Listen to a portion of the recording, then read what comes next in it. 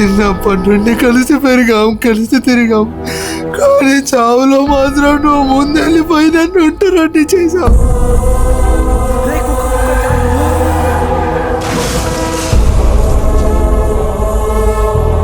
రే కృష్ణ, రే కృష్ణ లేవురా, రే కృష్ణ లేవురా, రే Krishna.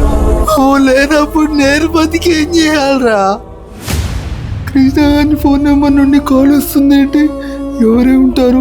Hello uncle, నాకు సైకిల్ కావాలి అంకుల్. నేనెవరో నీకు తెలుసా?